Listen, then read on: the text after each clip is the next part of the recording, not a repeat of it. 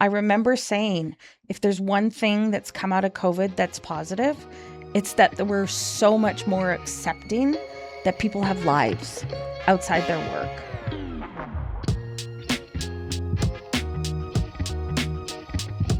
Welcome to another episode of Sell Me This Podcast. Today, I am incredibly excited to have with me Melissa.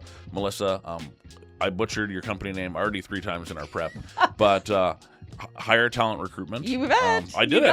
I did it.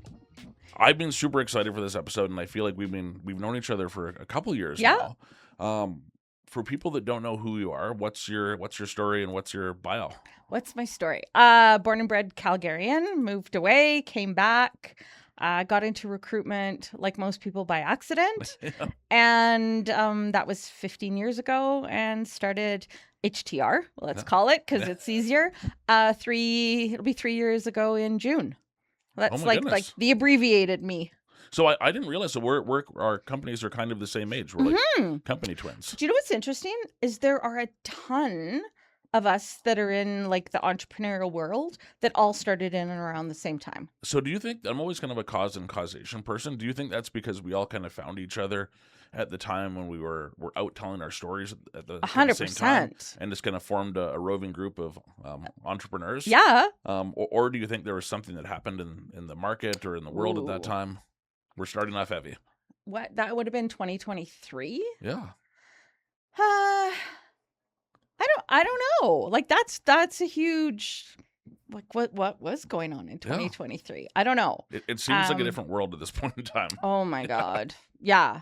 But I think you're right. Like when I started my company, I was like, I'm going to hit the networking circuit and I'm going to hit it hard. And I feel like a lot of us did that. And it's so valuable. Like it's the one thing that I always say to people. If you're in Calgary, you need to build that network.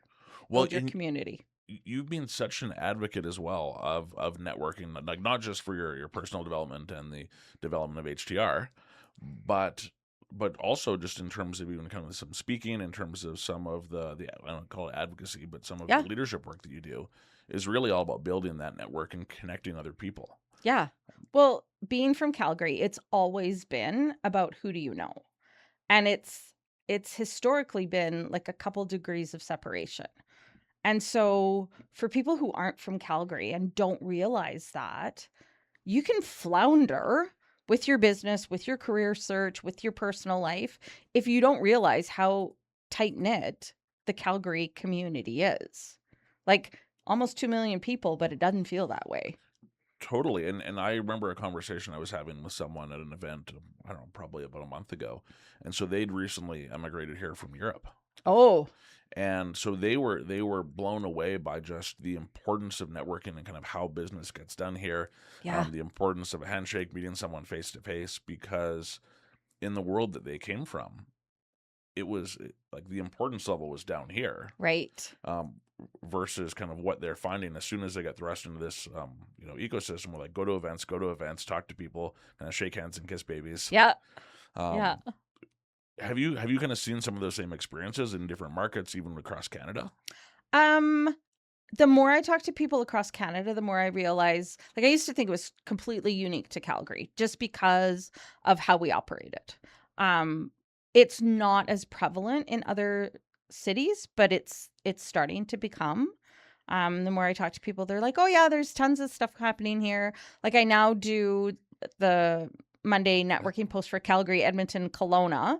I'm trying to expand it, but back to our conversation about finding a virtual assistant, like that's a big chunk of time. So I need somebody else to help me with that. But it's definitely growing across the country. And I think there's something to be said for it because we are all craving community. 100%. And it's also hard to keep up too. So a little bit of a, I don't know, I want to call this a guilty admission. I do scrape your weekly your weekly events, and I put it into our Slack channel for all of our brokers. Oh, that's once awesome! A week. And so I don't know if I have to pay you a royalty now, but well, you do now that you mentioned. But yeah, so we literally have our Claude pull it once a week. Yeah, and puts it right into the Slack channel. Amazing. Because we have a team of brokers that are saying, where do I go? Where's the best places to spend our time? Yeah. There's no shortage of events, but the right events are the hardest thing to find. And that's the thing. Like everyone says, how do I know which events are the right ones? And like when I first started doing the networking, it didn't matter what the event was. If I had the time and the topic was of interest, I went because I just needed to, to build that foundation. Even though I'm from here, it was a different community. I'd never been exposed to. When I worked for other people, I didn't do the networking. Yeah. Didn't quote unquote have to as much, I guess. But yeah, like it's one of those things that whether you're an entrepreneur or whether you are working for a company and looking to build your brand. So is it something that you wish you did earlier? Because I think that there's this narrative that I hear from people where they're in kind of their safety blanket of their full-time job and maybe in a kind of senior leadership role or maybe just an individual contributor, and they just kind of stay in their bubble. Yeah. And then all of a sudden something happens either by their choice or by some external factor, and all of a sudden they kind of do this mad scramble. Did you kind of start to build it after as you launched the company, or is it something that you saw the importance of and just kind of built towards? So I grew up as a people pleaser. Yeah. So what people thought of me since I was little was uber important.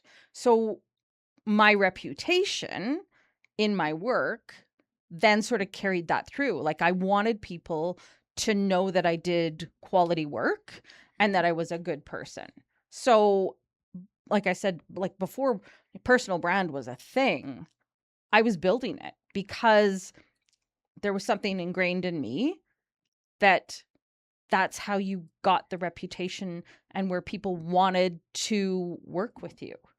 It goes back to the whole sales. People buy from people they know, like, and trust. So, like it was second nature to me to sort of build that brand. The networking piece, um, I think because I was so caught up and focused on having a good reputation, I think it just came. Like clients and candidates knew that when they worked with me, I actually gave a shit about what they were telling me, and I gave a shit about them. And it wasn't about, oh, hey Keith, I got this great job for you. Let's put you in here. Company might really suck, but it doesn't matter, Yeah.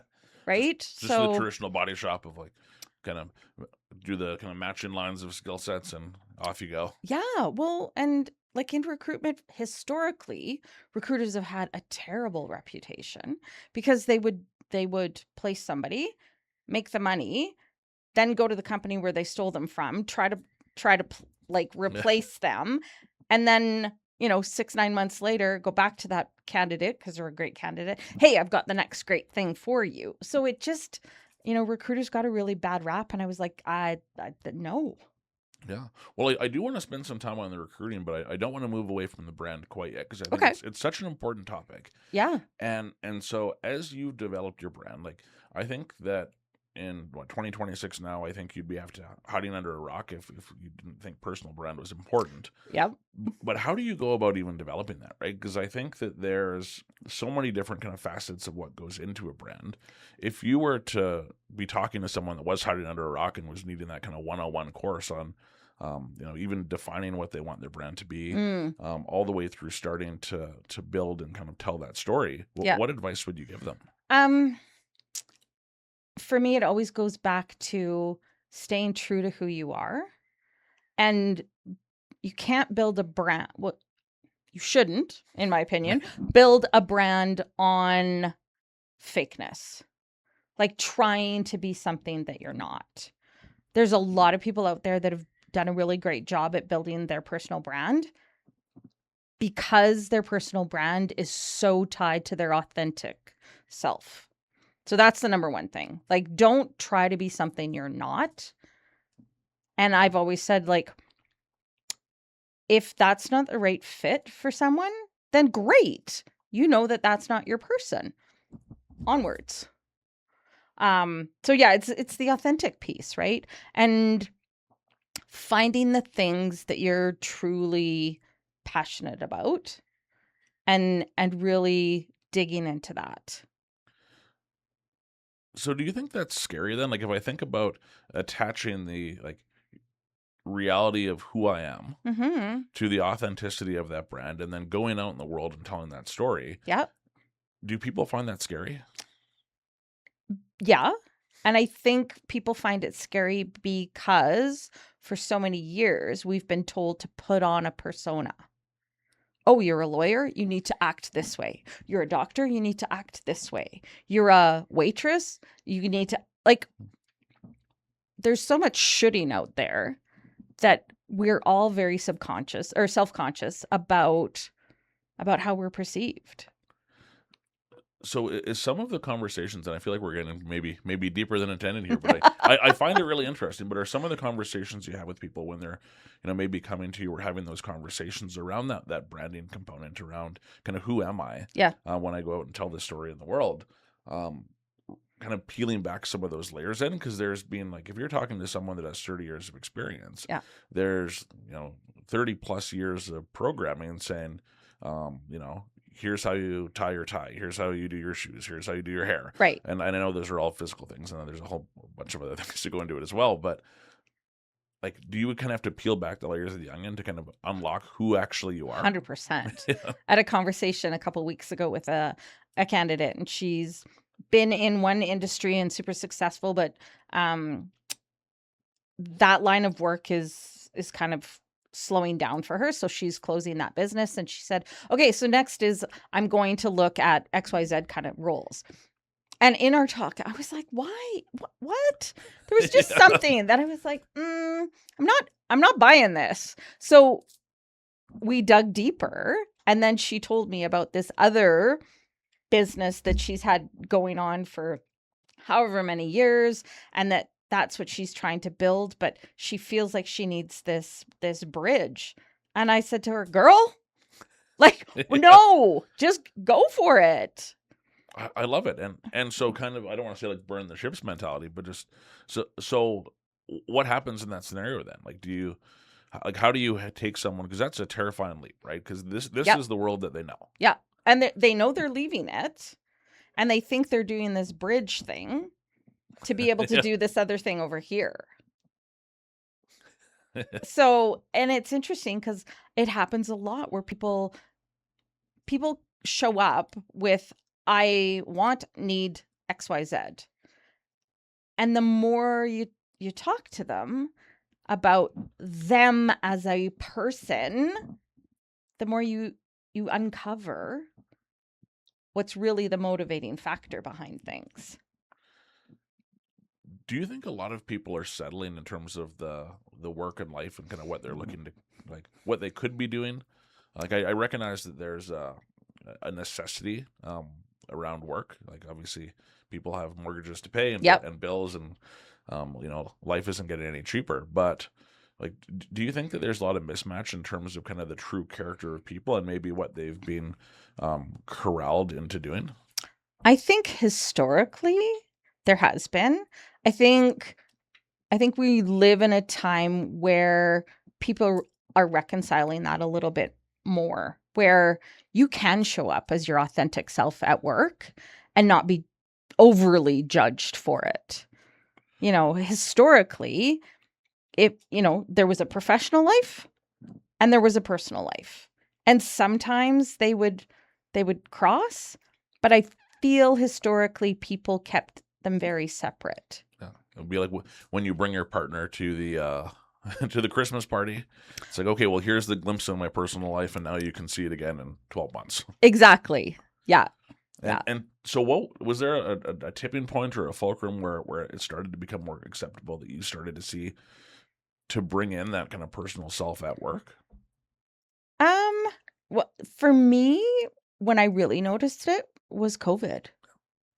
And I remember saying, if there's one thing that's come out of COVID that's positive, it's that we're so much more accepting that people have lives outside their work, and that we are people. That the cat is going to walk across the camera, or the kids, or the husband, or the wife, or whatever. And that, you show up for a meeting 2 minutes late, And it used to be, oh, you're 2 minutes late. You know, when you're relying on technology, 2 minutes is like, oh, yeah, something went wrong with something. Yeah. And I just feel like we all just kind of relaxed a little. I totally agree. Like I think about those especially those first Zoom Teams Google calls, and all of a sudden, you know, you got to see a glimpse into their life every day. Yeah. And you'd see these connection points that didn't you know, as you can see behind, like I'm a Star Wars nerd, right? And so like you'd see, okay, well someone has a, you know, a 6-foot Obi-Wan Kenobi behind them, and then it's like, oh shit, like I'm also like, we have Yeah. a shared connection, and all of a sudden you can start to build like genuine relationships Yes. with people around, not just, hey, we filled out the TPS report, like good job us. Yeah, exactly. Exactly. I remember the one where was it on BBC where the guy was in his office Oh, and in walked the kids and the yeah. nanny or the mom or whatever, and yeah. I still feel like one of my favorites is the one where I think he like put like a cat emoji on himself. It was, Oh no. and he was one of those, like one of the first like iterations of like really people starting to use AI, and as people were starting to get bored of the initial Zoom call, they added like the filters where you could like turn yourself into a cat or a parrot or something. And he turned himself into a cat during like a meeting and couldn't figure out how to turn him off, and started like losing his mind. Oh no. Because he could not figure out how to not be a cat. That's the other thing. I think it taught us patience. Yeah. Right? Because there historically in the professional world, you had to be perfect. Yeah. If you screwed up, oh my God, like I'm going to get fired. And it taught us patience. Yeah. That it's okay. Shit's going to go sideways. And it's most times it's not detrimental. Might be embarrassing, Yeah. but It's not fatal, right? And right. I think especially when you go through something, you know, collectively like a COVID, or you know, I'm sure we have more things in front of us here, Ugh. but I think that you start to get an appreciation for what's actually important, where your priorities need to lie. Yeah. And I think can kind of build accordingly, and it doesn't have to be black or white. No, which is great. Yeah. Fill the world with color. I think so.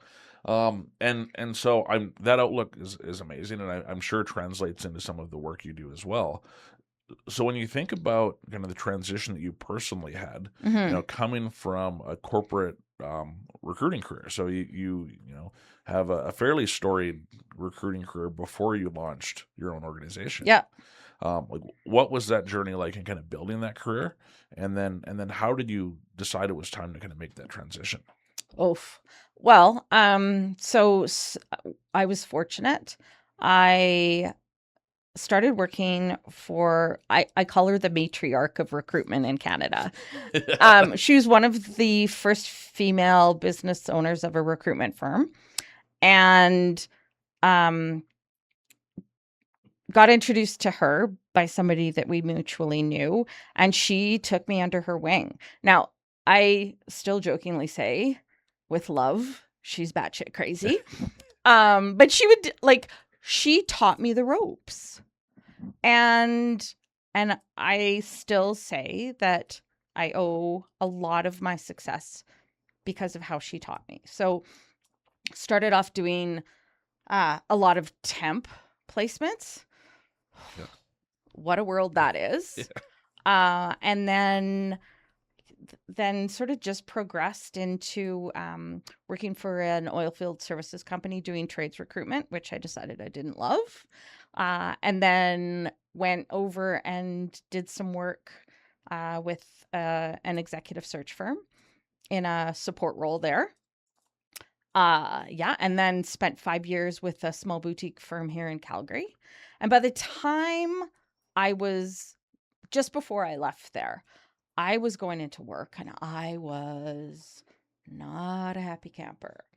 And I love recruitment. Yeah. And so small boutique meaning owner, son, and me. And so I was like, well, nothing's going to change between them. So I need to make a change, and quit, and didn't really know what I was going to do, and kind of took a month and a Yeah. half and figured it out and launched. So had you taken like that kind of time off before in your career? Like, or were like, if you think about, a couple of the stops along the journey, did Yeah. you have any significant gaps in between those, or was that your first real chance to maybe reflect and decompress a little bit? So when I left executive search, I kind of took a bit of a breather, but not really. Started doing some contract-ish work for another recruiter. But yeah, my whole career has been job to job to job to job. So yeah, when I was off for this period of time, um, it was it was different. It was different. It was the first time in my life where I wasn't concerned about, oh my God, I need a monthly paycheck. Yeah. So how did you like find that transition, right? Because I know even on my side, it my wife convinced me to take 3 months off. Mm. And like I will always say, Ali is like 100 times smarter than I am, in a variety of ways, but also probably in terms of how I take care of myself. But so I took 3 months off, and it probably took me a good month to kind of decompress from the world I was in Oh yeah. before I started being like, okay, well, I'm not like frantically checking my phone when I wake up first thing in the morning and doing all those things that I think people kind of get programmed to do. Yeah.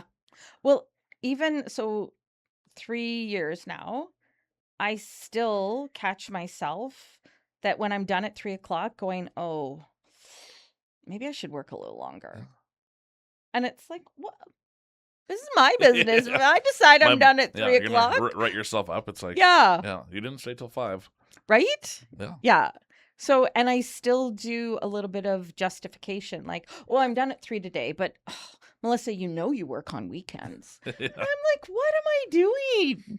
And that's so funny because I think that you're so, not you personally, but like people are very programmed to value the inputs as well. Yes. And so the input is how many hours a day am I spending delivering widget B? Yeah, So have you been able to kind of start to shift your mind to more of that, I like have. that outcome focused Yeah. time management? It's hard, but yeah, I have. Like even yesterday, I got up and went for a walk and needed to be somewhere for 9:30 and I was just kind of like enjoying my morning, not feeling the pressure. Should have been feeling the pressure, Yeah. but yeah, so I cut myself some slack now. But do you feel like you show up differently? So if we think about the ability to kind of create that different balance, do you show up differently in the time when you are working, when you create that space? Hmm. I don't know. I don't think so. Um, I'm pretty much an A-type personality. And so when I show up, I show up. And Yeah, I'm on. yeah, Um, so yeah, I don't know. I've started doing like morning meditation and stuff just because, like I was saying earlier, 2026 is this beautiful shitstorm. yeah. Um, and I'm realizing like I just need to for a little bit. And it definitely changes how I approach the day. Interesting. Yeah. There's been so many people that have talked like in great detail around the benefits of meditation and all of that. Yeah. I feel like I've never been one to be very good at it, but I'm not. I've found a 10-minute morning meditation yeah, and that's your max. well, so far. But my mind's always going, right? And so the it's guided, so her voice is nice and calm and cool and I tend not to drift as much, and it's 10 minutes. Right? So, yeah. Okay, I'm gonna have to get your meditation Yeah, tape there. I'll send it. And so focusing back on so you take a month and a half off. Yeah. You decide to Off. launch off. um, you decompress. You Yeah. decide to launch Higher Talent Recruitment. Yes. And so what is that process like? Is it do you like how do you even kind of go from zero to something? Yeah, so Like I worked with somebody to do like a marketing strategy and brand and all of that. Um, and again, I had built up a strong reputation as Melissa Lyall, the recruiter. Yeah. And so, kind of on my last day said, "Hey, leaving, stay tuned. I'll let you know what I'm going to do." And then did a big post at, "Hey, here it is. This is what I'm doing." And I knew from talking to other recruiters that it's likely a 6-month gap between launching and actually making money. So I was prepared. It's like, okay, well, and yeah, because, a lot of searches take that amount of time. It's like a month or two of finding people. And it took me, I launched mid-June. I did my first placement in August. Amazing. Yeah. But again, it's because I'd built up my brand and because people knew me and people liked working with me. So prepared for 6 months, took a month and a half, which was great. And then it just kept rolling. Snowballed from there. Yeah. So the brand sounds like it's really important. Were there any other big contributing factors to kind of what helped with that success early on?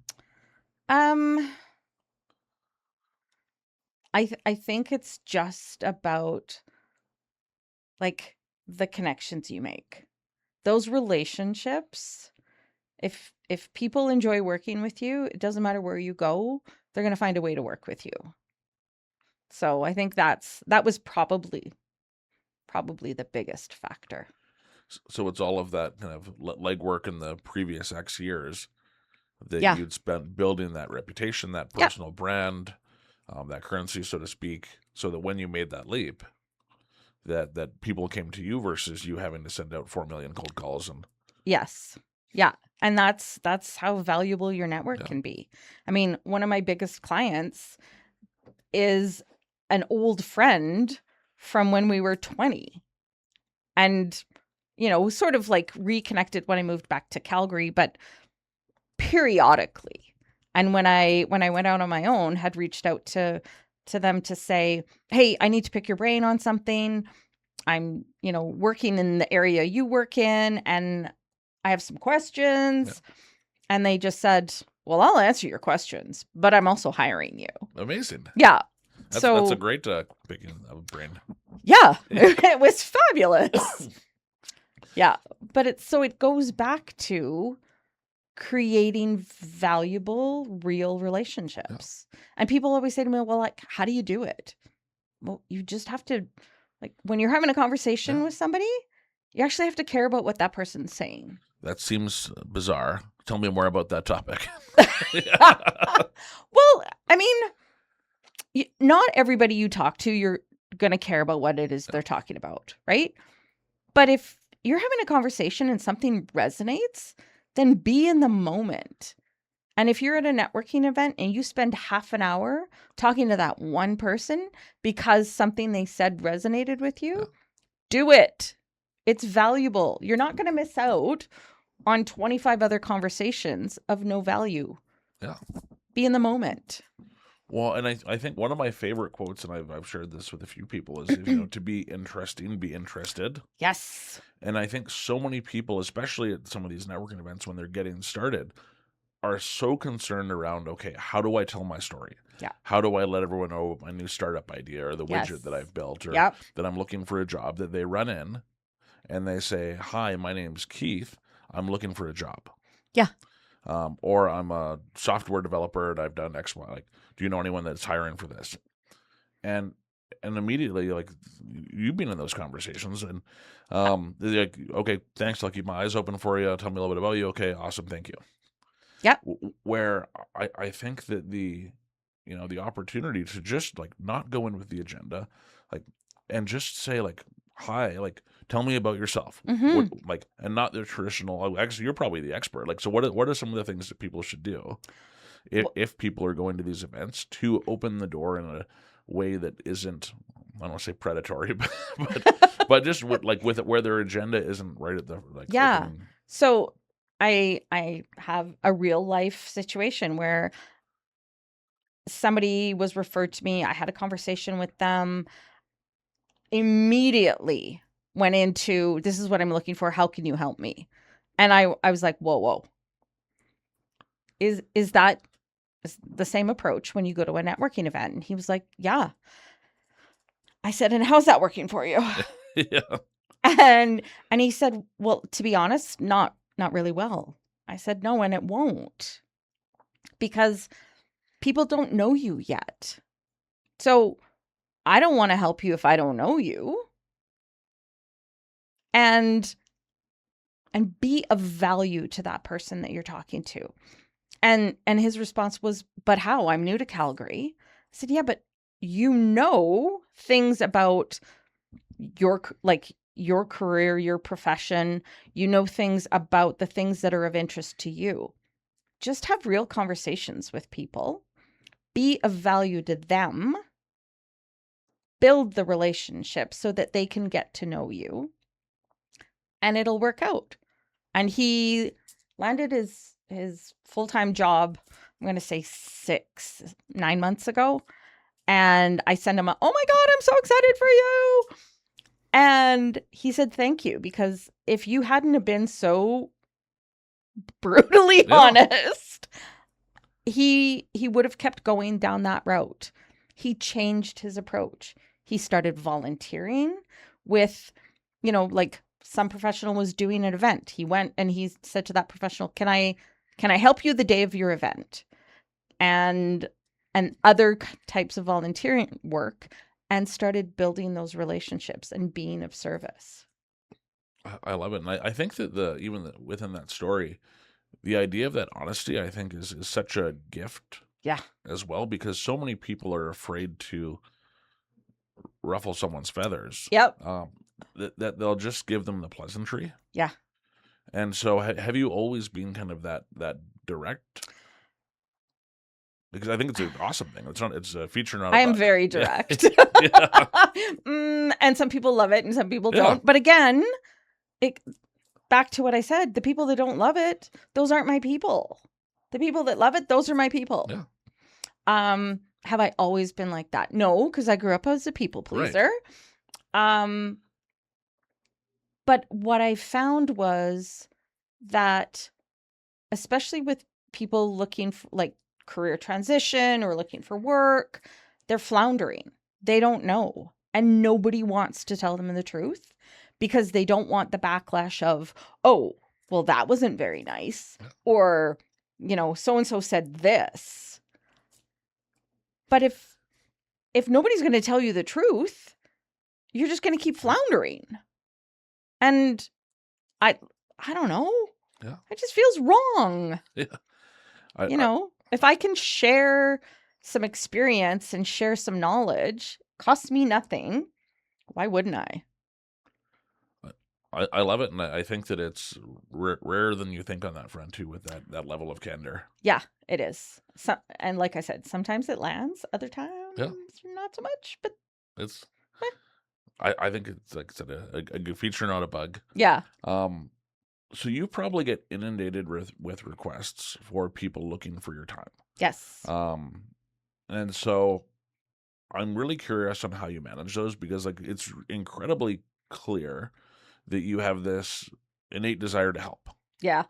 But if you're getting your inbox blown up by 400 LinkedIn messages a day from people that are looking for jobs, looking for advice, I know that probably in the back of your mind there's a voice saying like, I can help them at some point. Yeah. But like, how do you balance those? Because like it's just you, and there's only so many hours in the day. Like, how do you work through that? I don't want to say prioritization, but how do you work through that triage of where you're spending your time with all these people that are looking for it? Yeah, and it's hard. I used to just like accept. And then it became like, well, why? Why do you want to connect with me? What, like, do you need to connect with me, or do you need to follow me? Because two different things. It's always helpful if somebody sends you a little note to say what it is, like, why do you want to connect? What's the goal? Don't go in with the first ask. Hey, I'm looking for work. I need your help. Yeah. But yeah, I mean, it becomes now less about, yes, I'll meet you for coffee, and more about, I will connect with you, turn the notifications on for my posts. When you see something, then we can connect. Because otherwise, like, you could be going 24/7 with Yeah. coffees and, phone calls and yeah. Yeah, I have my Claude about to run through a thing about like how many beers and coffees I've gone through, and it's like, but it becomes overwhelming. Yeah, it does. It can become a full-time job just to meet with people. Yes. Yeah, Um, definitely. and so I feel like I'm genuinely looking for your advice there too, and balancing that, because it's a hard um, needle to thread. It is, and I don't have a structure Yeah, for who I say yes to and who I just say yeah, sorry, not right yeah, now to.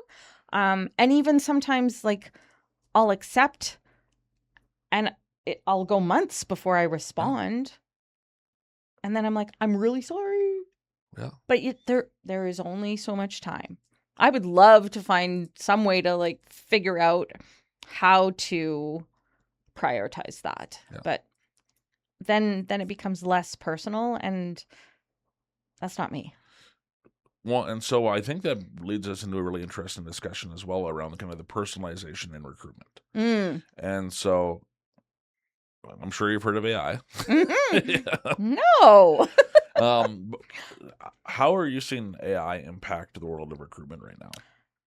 So there's a lady out of South Africa, uh, Vanessa Rath, and she is amazing with researching all of the recruitment AI tools. So I follow her Yeah. religiously because and she's been working in it.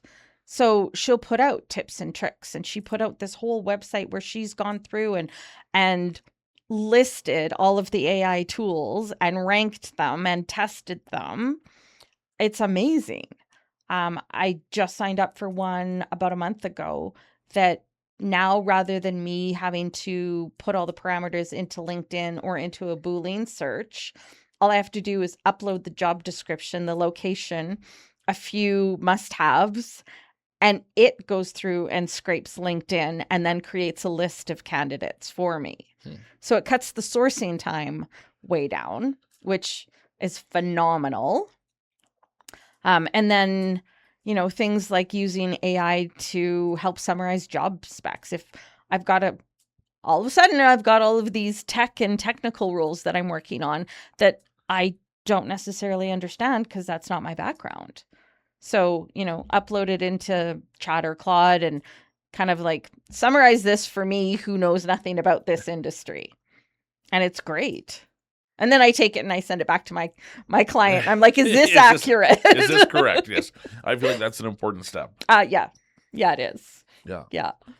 It must be interesting, because I think that there's probably such a temptation around automation, to like, with the speed things are evolving at, it's very plausible that you could automate a good chunk of the process. Like, I've even started seeing like AI pre-screening tools, and Yeah. like, and so how are you balancing the humanity of it? Because I feel like there's such a human element to hiring, and Yep. maybe that's just another conditioning from kind of the way the world was or is, but like, how are you balancing that humanity of, this is someone's livelihood, job, Hmm. a human being, with the efficiency, especially being kind of a solo operator, that and Yeah. temptation that AI provides there.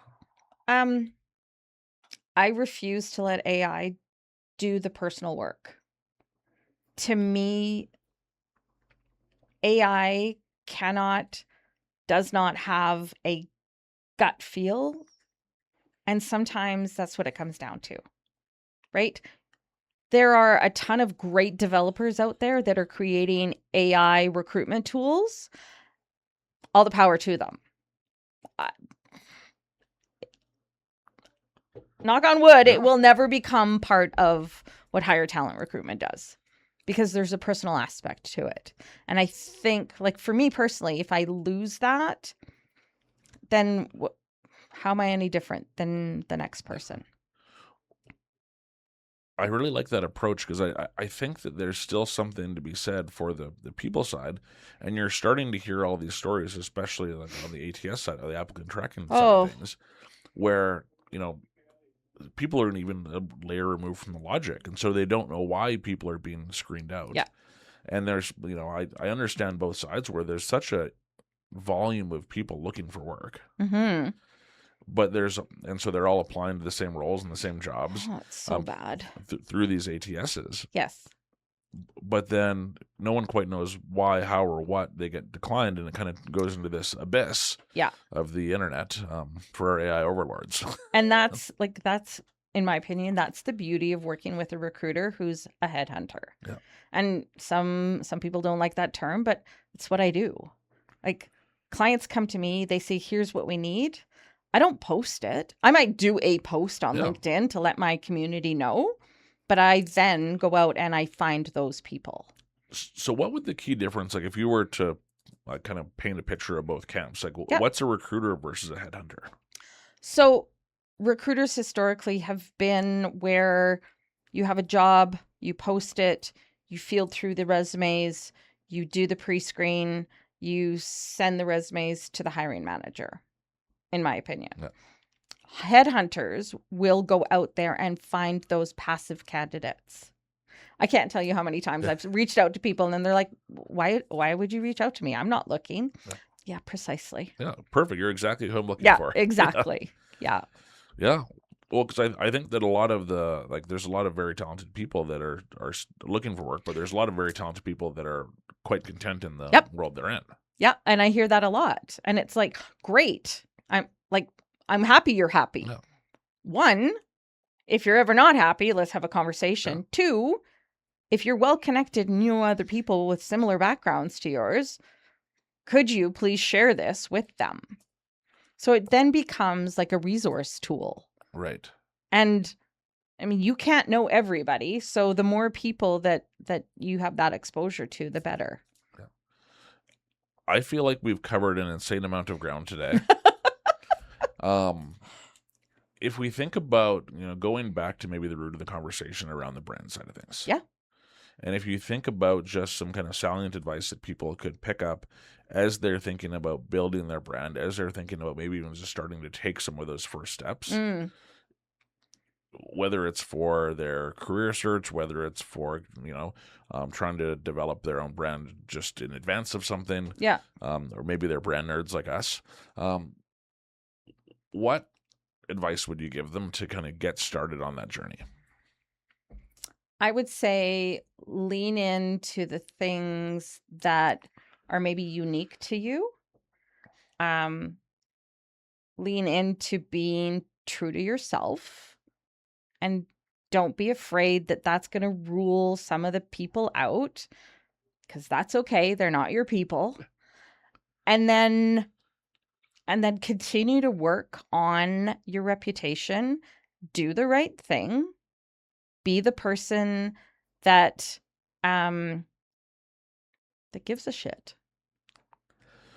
Unless you don't, like, if that's not your thing. I guess if you're the maybe that's your brand is I'm the person that doesn't give a shit. It's I had a conversation last week with another recruiter, and she was like, you've got your brand and so has their brand, and I'm trying to figure out what I could be. And she's like I'm Latina, so put it into chat, and chat came back with, well, where are you? Oh yeah, a red flower in your hair. And I was like, oh, come on, it did not. I'm sorry for like what? That's what it anyway. Yeah. But like, lean into whatever it is that you feel makes you unique, and build on that. Yeah, maybe minus the red flower. Minus the red flower. Yeah. Unless they wear a red flower all the time. I feel like if they were already doing it, but yeah, no. I feel like we've entered dangerous territory here. Terrible thing. That is bizarre. Well, there's right? There's some interesting kind of bias, and this is a whole other podcast episode. Oh, that is another podcast. But yes, there are definitely some biases. Yeah, and I still feel like I think that with some of the AI models, it gets you to the medium, right? And so I think that there's still so much value in the exceptions on the outside. I think we have to still remember we're all humans. Yeah. We all have hearts. We all have minds, and use those. Yeah. Like, AI is a tool. It's not going to replace us. So use it as a tool. It's no different if you were thinking like when computers first came in. We're going to eliminate paper by using computers. No, we still have paper. We just have a better way to file our files now. It's I grew up similar. I grew up in the print industry. Like that was my first job was at Xerox, and like I remember it's like print's going away, and this was many years ago, and people still have. I haven't printed anything in like 2 years probably, but I tend not to unless it's a long document and I have to read it. The passport application, I think I printed. Yeah. But there's some legacy things there. Melissa, this has been a phenomenal chat. If people wanted to find you and they wanted to reach out, they want to learn more about what you do, they want to hire you, they're looking for a job, how do they get in touch with you? Melissa C. Lyall on Instagram. Or not Instagram. Instagram. Well, I'm on there too, but I'm not active on LinkedIn. I got excited. Everyone goes to LinkedIn, and I thought we had our first Instagram promo there. I do have it, and I keep being told you need to work on it more. But I don't know. I feel like my clients aren't going to be on Instagram looking for a recruiter. They're going to be on LinkedIn. Yeah, I think LinkedIn seems to be the happy place for that. So LinkedIn. I love it. Any final words you want to share with our listeners?